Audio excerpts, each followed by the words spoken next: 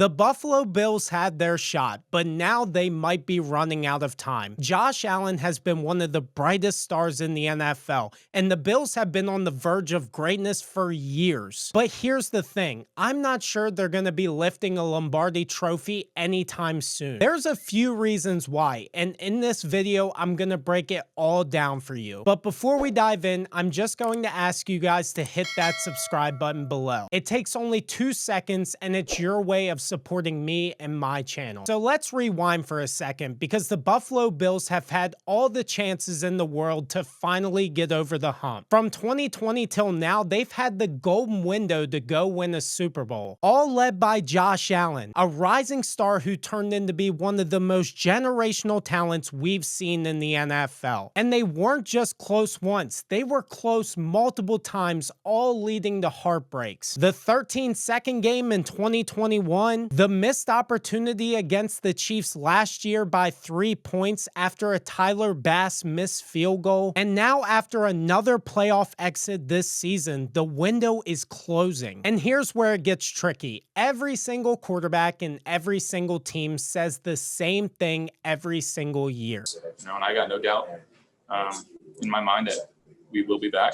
Well, unless you're the Chiefs, because they actually do get there every single year, so they don't have to say it, but anyway. But the reality is the Bills have been back. This is their second AFC title in the last 4 years. But here's the truth. They are no closer to winning a Super Bowl. So what's the deal? Why have the Bills been falling short every single year? Let's break it down. Now, we can't talk about the Bills without mentioning Josh Allen. He's the face of the franchise, the guy they've pinned their hopes on. And for good reason. Allen has been incredible. He is truly an elite quarterback. But here's the problem. Quarterbacks like him don't win Super Bowls based off talent alone. Look at the all-time greats. Tom Brady went to 14 conference championships. Joe Montana made it to 7. Aaron Rodgers made it to 5. Peyton Manning has made it to 5, and now Patrick Mahomes has made 7 consecutive AFC title games. And then there's Josh Allen, and there's a difference between them and him, and he's not the problem. In a league that's getting more competitive by the season, the Bills need more than just Allen to reach the top. The Bills need a complete team, and right now that's getting harder every single year in their current situation. Can Josh Allen still carry them? Absolutely. I will never question his ability to do that. But let's not kid ourselves. Allen can't do it alone. It's been proven year after year after year. And this is exactly why I think the Bills are going to struggle to get back to where they were over the past couple years. They have a top-tier quarterback, but the team around him is already questionable. And now the Bills are in a situation with their cap space where I don't know if it's guaranteed this team will actually get back there. The roster construction that Brandon Beane has done does not align with the other elite teams in the AFC. When you think about the Bills' moves over the years, you remember their aggressive roster building, trading for players, signing key free agents, and putting their chips all in. But now those same decisions are catching up to them. They've mortgaged their future for short-term success. Think about it. It all started last year when they had to make moves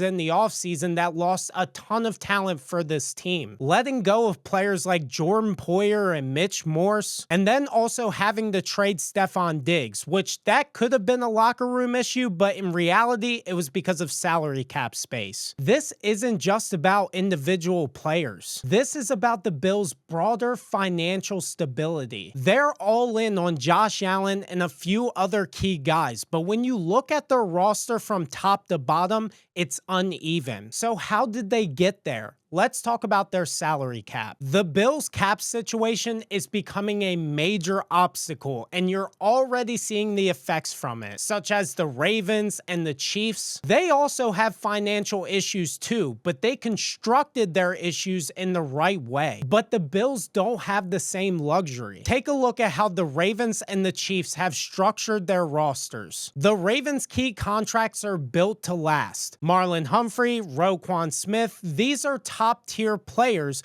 but they're not hindering the team's ability to reload. In fact, the Ravens could add some more key pieces this offseason as they have more financial flexibility. Now let's take a look at the Chiefs. You look at their cap and you'll see guys like Patrick Mahomes, Travis Kelce, Chris Jones, and Creed Humphrey. Guys who are the best in their positions and who can still give the Chiefs the flexibility to build. Then you compare both of those teams to the Buffalo Bills. Von Miller's contract may be one of the worst contracts in NFL history. He is going to take up $23 million of the cap for a player who's on a decline at 35 years old. He's not worth the price tag anymore, and the Bills' cap space is tied up in a player who's not producing at the level they hope for. And Dawson Knox, don't forget about him. They gave him a pretty decent contract a couple years ago. He will account for $14 million against the cap this year for a tight end who had 22 receptions, 311 yards, and 1 touchdown. That doesn't seem worth it. Curtis Samuel, who is also a key contributor this year to the Bills, I will admit it, but $9 million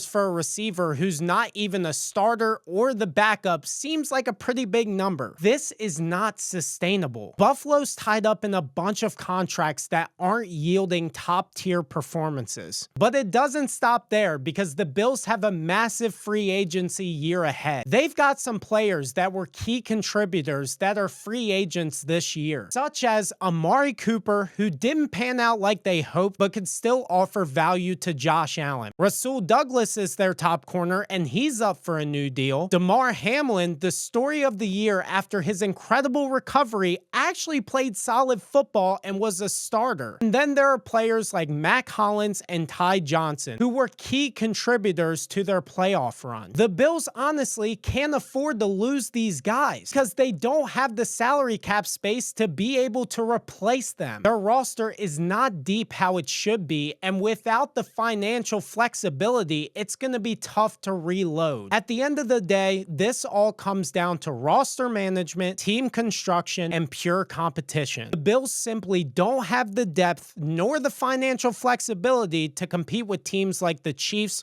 or the Ravens year after year after year. And the AFC is only getting tougher. Yes, they have Josh Allen, and I know everybody is going to say, as long as they have Josh Allen, their Super Bowl window is open. I don't care how great of a quarterback you are, whether you're Patrick Mahomes, Josh Allen, Joe Burrow, or Lamar Jackson, you cannot lift a team to a Super Bowl on your own. The Bills had their chance to break through, but unless they make some serious adjustments, their Super Bowl window could slam shut before they even get another shot. It's not over. I'm not going to count them out entirely, but it is going to be much tougher than in years past. But I'm curious to know what you guys think. Do you guys still think the Bills actually have an opportunity to go back to a Super Bowl? Or do you kind of agree, hey, this was probably the worst Bills roster to make an AFC title game, and they're only going to get worse? So what makes you guys believe that this team can actually get better and get over the hump? I can't wait to see y'all's comments, but one more time, thank you guys for watching, and also make sure to hit that subscribe button. I'm going to do a ton of deep dives on NFL storylines all throughout the offseason. And also down below, if you guys don't have time to watch this video,